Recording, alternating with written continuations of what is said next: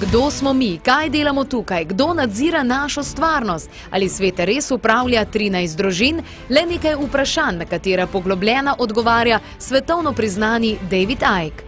Govori tudi o tem, da sta v življenju najpomembnejša ljubezen in pozitivno razmišljanje, kajti vse je energija, sreča pa je, kot pravi, dana vsem ljudem, vendar večina ljudi ne zleze iz svojega oklepa, da bi to dojeli. David Icka je človek, ki pove, kar drugi zamolčijo. V zadnjih 10 letih je v več kot 60 državah nagovoril več kot 150 milijonov ljudi. Tokrat bo odgovarjal na moje vprašanja v oddaji Klepet ob kavi. Welcome in Slovenia. Thank you. So, in your opinion, who is really behind terrorism? Well, to explain that, I think we need to look at a massive technique of mass manipulation, because if you are going to dictate the direction of billions of people, you can't do it physically with tanks in the street. You can do that in a small area, but you can't do it globally. The way you dictate the lives of billions is you get them to see the world the way you want them to see it. And so basically it's a psychological game, what I call the perception deception. So one of the most powerful of these techniques is what I call problem reaction solution. You want to change the world in some way. Say, for instance, in relation to terrorism, you want to justify more and more surveillance, more and more deletion of privacy, more and more of what the CIA has been exposed as doing, surveillance through the television and smartphones. And you know that if that was done openly, this is what we're going to do, there would be a big reaction against it. What do you need to do that for? What are you keeping surveillance on everybody for? So instead of doing it that way, you pray problem reaction solution. At stage one, you create a problem which is designed to get the solution that you want. So if you want to impose a surveillance state, then you've got to frighten people into believing that although they don't want a surveillance state, it's necessary to protect them. So what do you do in this problem reaction solution? You create terrorism. The classic, of course, was the horrific events of 9/11, the official story of which is it's a fairy tale. The official story is a joke when you actually investigate it. And let us not forget, by the way, that the very same people, Bush, Blair, and those administrations that told us there were weapons of mass destruction in Iraq when they knew they weren't, that was a problem reaction solution to justify the invasion of Iraq. Those same people gave us the official story of 9/11.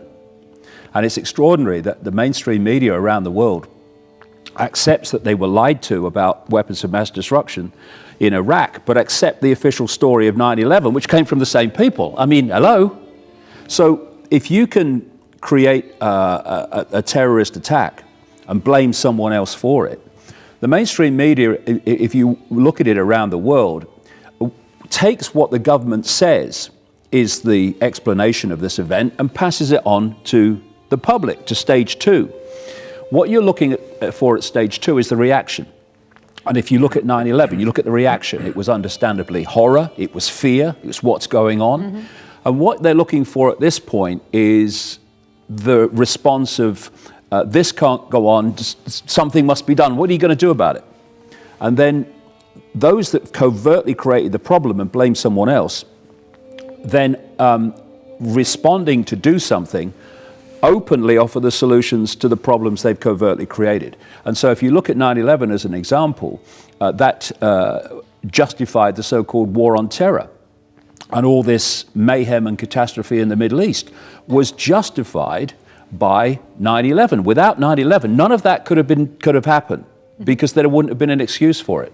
So manufactured terrorism is one of the major ways, certainly in recent years, that the justifications have been created to take away the most basic freedoms from people, justified by protecting people from terrorists. So terrorism is only a tool for something else? Yeah, I mean, are there real terrorists? Of course.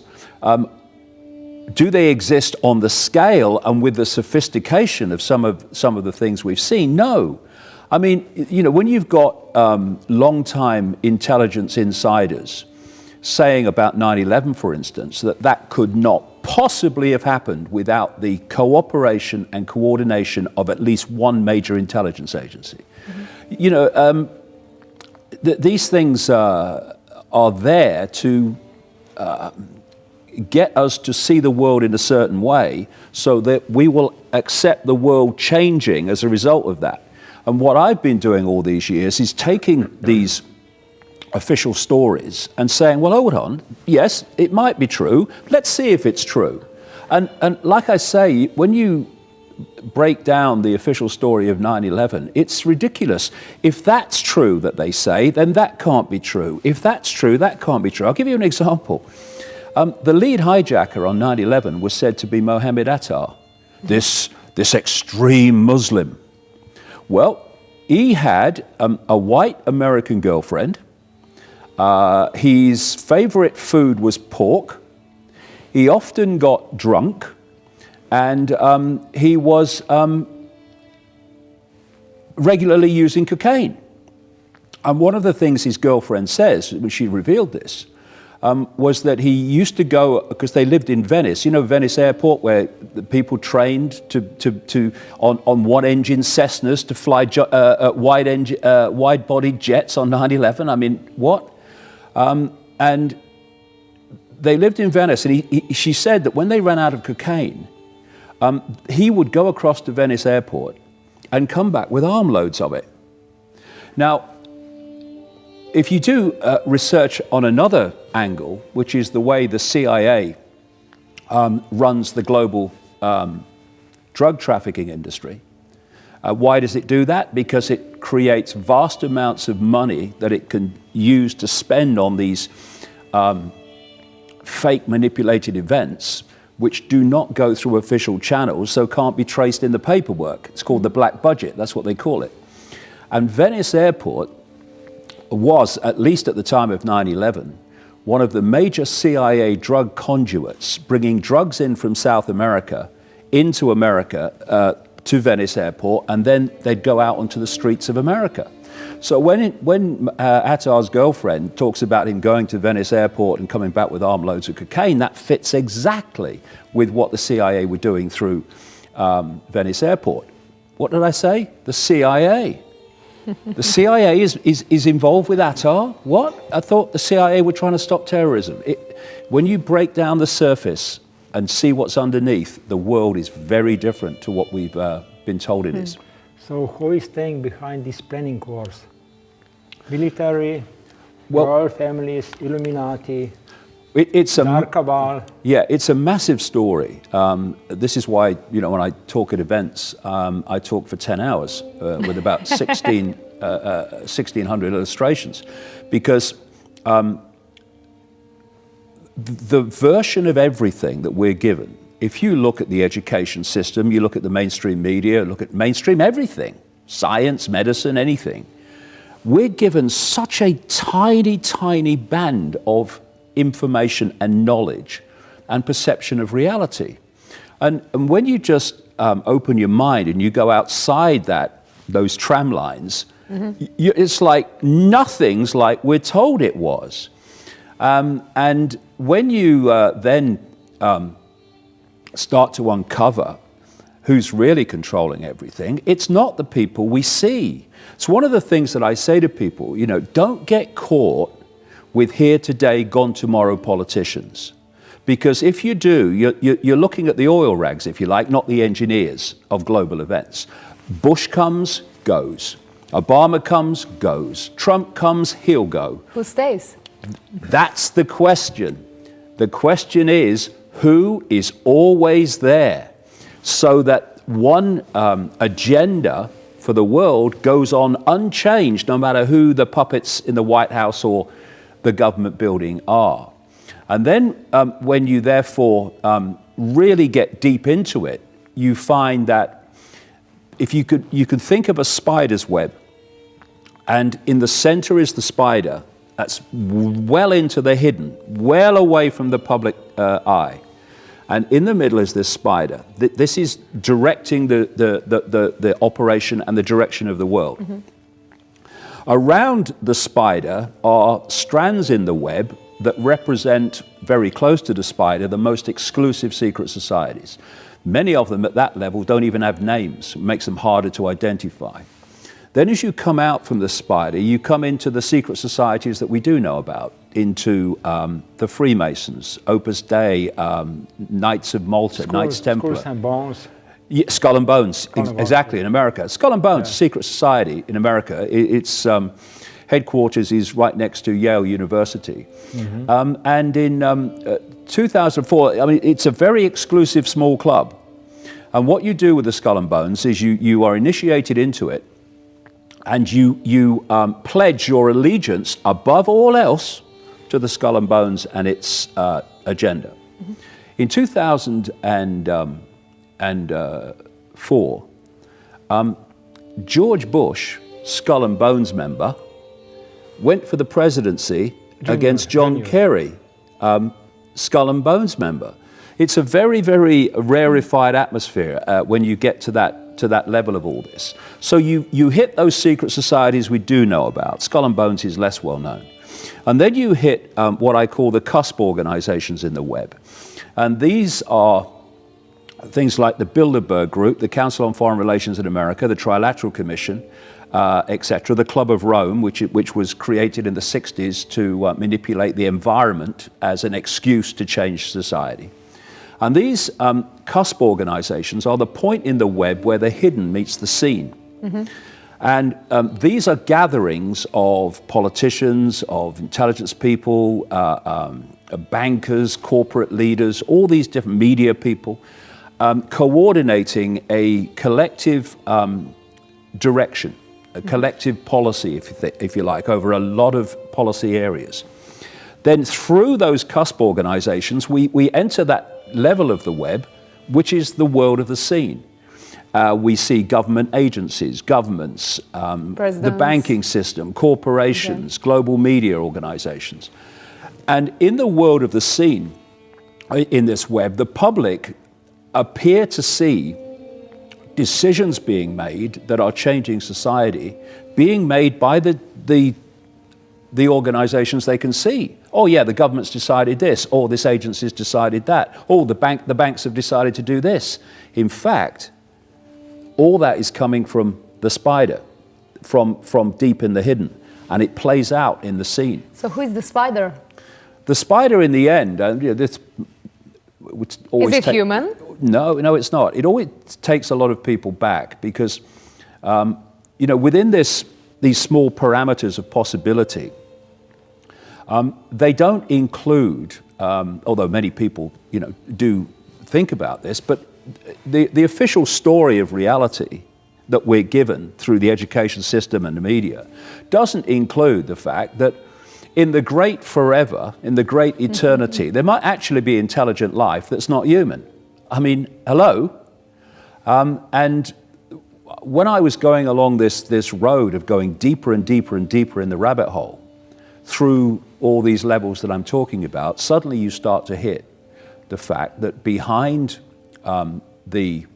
if you like, the human level of this manipulation is a non-human force. And when I talk about the hidden, I mean literally the hidden from human sight, because we can't really understand the world of the seen unless we understand the world that we can't see. And when you think about this, according to mainstream science, the electromagnetic spectrum is about 0.005% of what they say exists in the universe, in energy, mass, matter, and all the rest of it. Visible light, which is the only frequency band that we can see, is a tiny fraction of the 0.005%, which brings us to this realization. Almost the entirety of what exists in the great forever, we can't see. We're blind. But this is the point. The programming of mass perception is such that most people can only perceive reality within the band of visible light, within the realm of the five senses. The question is, can I hear it? Can I touch it? Can I taste it? Can I see it? If I can't, it can't exist. When the great entirety, virtually, of existence exists beyond that five sense realm. And one of the great foundations of mass human control is to hold people's perception of reality and perception of possibility within that tiny band of visible light. So anything outside it cannot exist. So when people like me talk about entities manipulating our reality, the reality of visible light from outside the realm of the seen, it's like, that guy's mad. What do you mean? What he's on. But this is the point. The reason they say that is because although what I've just said about the entirety virtually of reality being unseen to the human eye, where is that taught in the schools? Where is that appearing as a matter of course in the mainstream media? I mean, just people ask themselves that. Why is this kept from us? Why is this basic understanding of reality itself kept from us? Because we have to have our attention in there, otherwise our minds will open. And that's one of the reasons they try to suppress knowledge and evidence of extraterrestrial visitations. Because imagine, you're there, that's your perception of reality, and then suddenly non-human life exists, and that's revealed to you. What's your mind going to do? Your sense of reality, it's going to explode open. They don't want that. They want us here. They want us to stay blind. To stay asleep. And what I've found as I've gone on this world tour, particularly, I mean, I've been doing this now for nearly 30 years, but particularly since I started this particular world tour in the summer of 2016, the number of people who are now starting to do that is extraordinary. Technology that we are using right now, it's so smart, it's clever, it's it's all that we never hoped for. But is it really so modern? Is this really something new, or is the real technology, modern technology, hidden? Well, around the world are underground bases. They call them DUMBs, deep underground military bases. And in those and other hidden areas, technology that is way ahead of anything in the public arena is being developed. But way ahead, you mean like, I don't know, 5 years, 10 years, or a decade? Even further. Anything we see in the public arena at the cutting edge of technology is way back from what they actually have. And what I've uncovered over the years is this. There is an agenda. It goes way back, and it has been to take complete control of the human mind and human perception, right down to human thought and human emotion, so that you can basically turn the population into robots. And what we're seeing now is the people that are promoting this openly describing exactly that world. There's a man in America, he's a Google executive. I call him the PR man for Frankenstein. It's called Ray Kurzweil. Yes. And he's openly talking about the fact that by 2030, the human brain will be, via technology, connected to what he calls the cloud. And the cloud is artificial intelligence. Now, what has been happening, I think I talked about this the last time, was that we have been brought along and programmed to perceive a very narrow band of possibility. and to self-identify who we are with the realm of the five senses. So if I said to someone, who are you?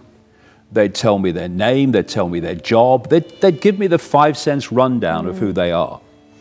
What we really are is awareness, a state of being aware. The body is just a vehicle for that awareness to express itself in this reality, this band of frequency we call the world. And it's been very, very effective, this program perception, holding people's attention, point of attention, in the 5 senses. This technological part of it that's now unfolding so fast is to take that control of perception to the next level. It is to get technology inside the body, inside the brain, attach it to this cloud, this artificial intelligence, and then it will feed our thoughts, our emotions, our responses, everything. Don't even take my word for that. Ray Kurzweil says that once we are connected technologically to this cloud, over time, the cloud, artificial intelligence, will do more and more of our thinking until, he says, there's no human left as we perceive human now. Oof. That means what? That humans become nothing more than a biological computer terminal on this cloud internet. And the reason they're so open about it is because of the sales pitch, which is, once this happens, we'll become superhuman. No, we'll become subhuman. And that's the idea. What is happening in front of our eyes, particularly with the young, because it's all a perception deception, is getting them addicted to technology. I mean, you walk down almost any country in the world, you're seeing that. Yeah. And they put it down, but they got to pick it up again. Who is in control there? The person or the smartphone? In other words, the technology is already in control. And this has been the plan. Stage 1, get them addicted to technology that they hold. This is the smartphones, the tablets. Stage 2, get them to have technology that's on the body. The idea is to get in the body, so get it on the body. So it's your smartwatches, it's your Google Glass, it's your Bluetooth. Get them on the body. And the next stage, and it's already happening, and this was in my books in the 90s that this was coming, you get it inside the body. You get the microchips in and what have you. And the microchips now, they're dust. They're just, you can breathe them in. And then you connect them to the cloud, and they stop being human, and they start being the cloud. And this is the question. You know, we talked last time about, you know, what's ultimately behind this, and I was saying that it's a non-human, well, it's non-human, and it takes a non-human, if you like, quote, physical form. Not that there is any physical, that's another story. It takes a reptilian form, it takes the form of what they call greys and others. But ultimately, what this force is, it's a state of awareness, it's a state of consciousness. It's a very inverted state of consciousness, which you can give a word to that we would recognize, and that's psychopathic. It's a psychopathic consciousness. If you look at a human psychopath, what is it that makes them a psychopath? Is it their eyes? Is it their legs? Is it their arms? No, it's their state of awareness that makes them psychopathic. And the key, there's a list, it's called the hair test. And it's a list of character traits. And if you have enough of them, they call you a psychopath. Top of that list, no empathy. The inability to put yourself in the feelings of those you make suffer. This is the inverted awareness that has infiltrated this world. Yes, it takes a non-human form, reptilian, grey, whatever, but at the basis, it is a deeply inverted, distorted state of awareness that has no capacity for empathy. This is the state of awareness that drops bombs on the innocent and has no emotional consequence for it. Now, I'm coming back to technology here, because, of course, all the time now we hear this phrase, artificial intelligence. Oh, artificial intelligence is running this. They've got artificial intelligence now flying military planes, sailing or controlling military craft and ships. It's all artificial intelligence. Oh, artificial intelligence is doing this. Here's the question I never ask. What is it? What is this artificial intelligence that's taking over everything and controlling everything? They're even bringing now in driverless cars, controlled by what? Artificial intelligence. All around us, this technological prison's being built. I say this artificial intelligence, ultimately, is the state of awareness, which we are being manipulated to build a technological vehicle for. The CIA announced some time ago, when the guy called David Petraeus was its brief head, that we were moving into the era of what they called the Internet of Things. This is now happening. What they meant by that was everything is connected to the internet. Your fridge, your car, everything. Yes. And therefore, as we've seen with this WikiLeaks dump of files about the way the CIA were hacking into smartphones and televisions and everything, it means, how can they hack into a smart television and film you and record you in your own home? Because the television's connected to the internet. Of course. That's the way in. But nowadays everything is connected to the internet. So if you attach everything to the internet, including eventually the human mind, the cloud, that's what the internet is, then whoever controls the internet controls everything attached to it, including the human mind. And this is what is happening all the time. And we need to take a step back, and because people have got caught into this enthusiasm about technology. So, you know, you've got a smartphone. Oh, I've got a tablet. Oh, I've got this. Oh, have you seen the latest? I've got to have the latest. Now, what this is doing is creating a momentum, pushing forward. Have you seen the latest technology? Have you seen the latest technology? Eventually, have you seen the latest? What you do is you put a little chip in your head and it connects you to the internet. It takes you to the cloud. Isn't that great? And what I'm trying to say to people is, no, it ain't great. Take a breath, take a step back, look at what's really happening. The human race is being taken over by technological artificial intelligence, and it's happening by the day. And we want it. We're being manipulated to want it. Yeah. And this is the reason they're targeting the young, because the young are not always young. They move into the positions of power. They become the general population eventually. And if you have addicted them to technology, then they will carry on with that through their adult lives and accept this state of technological, robotic awareness, which by then they'll mistake for their own mind. And this is the thing. Do we want to think for ourselves, or do we want to just become a computer terminal for an artificial intelligence? But how many years is this artificial intelligence, present on Earth? Oh, how many? Going way back. You know, I remember 50,000 years, 70,000. Well, you know, I would like to put a date on it, but it goes way back, thousands, tens of thousands of years, and then a heck of a lot more.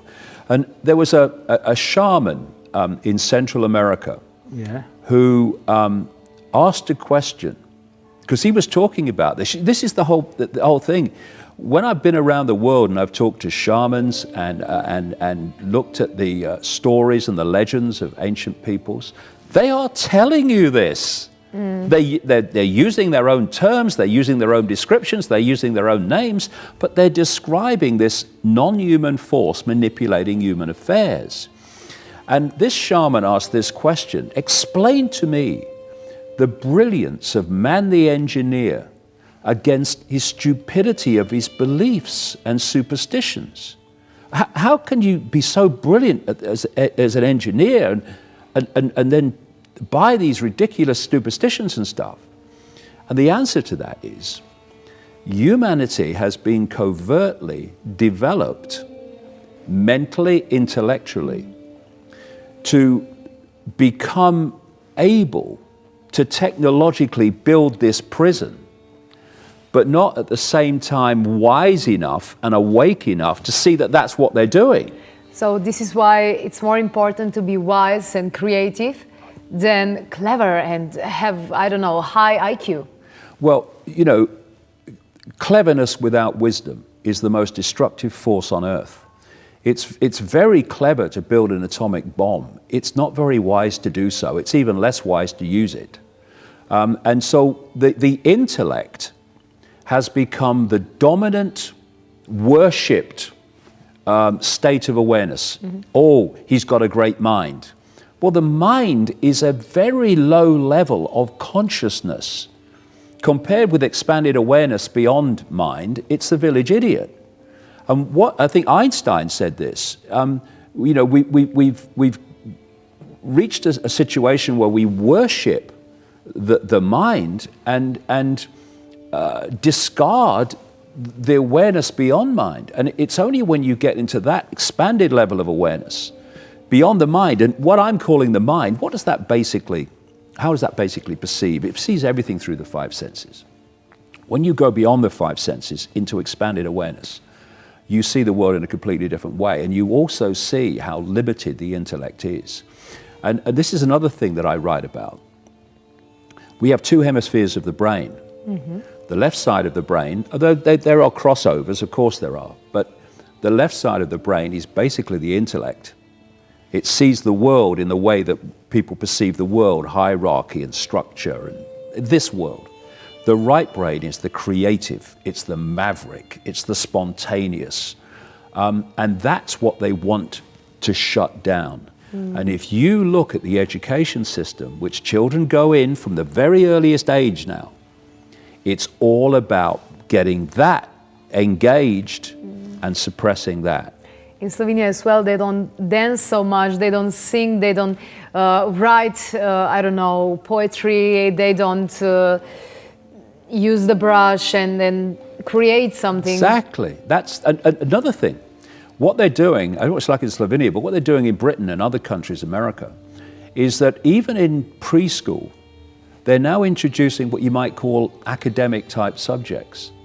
And the greatest thing a child can do in all its early years is play. Because what is play? It's imagination. It's stimulating and opening the right brain of creativity. See, the left brain sees everything in dots. That's a dot, that's a dot, that's a dot, that's a dot. Different subjects, different areas. The right brain goes, whoa, I see the picture. It sees the dots connected. Once you see what I call the forest instead of the twigs, which is what that is, then suddenly you see the twigs in a completely different light. You see the dots in a completely different light. So that's what's going on. Because unless you see the context of the dots and how they connect to others, you cannot understand anything. And so that's why they want the right brain shut down. And this is why funding for the arts and drama and all this, all being cut at the expense of academic subjects which lock people in here. I read somewhere that if we want to use our instincts, our intuition, we need to equally the left and the right brain, that we come together in the harmony. That's the biggest fear they have. It's not right brain people, because if you're too right brained, you can be useful, incredibly creative, but dysfunctional in this world. You can't function in the world. What they're terrified of is whole brain people who balance the two, where they're in this world, but not of it. But sometimes, I don't know, 50, 60, 70 years ago, when I read about politicians, they were as well painters, so they use the left and the right side of the brain. Politicians now, they're just right-brained. Well, you see, there's this great phrase, if your only tool is a hammer, every problem looks like a nail, right? So if you are stuck in your left brain with its perception of reality, the only solutions you can see to problems created by the left brain are solutions concluded by the left brain. And that's why we go round and round and round and round. And that's why Einstein said, we will never solve problems with the same level of consciousness that created them. Great thought for the end of our discussion. Thank you very much. Torej, najlepša hvala. In še kakšna informacija na klepet@kavi.si. Pogovore bomo tudi nadaljevali na Facebooku, tako da se le prijavite oziroma preverite in vse minule posnetke tudi najdete na našem YouTube posnetku oziroma na YouTube kanalu.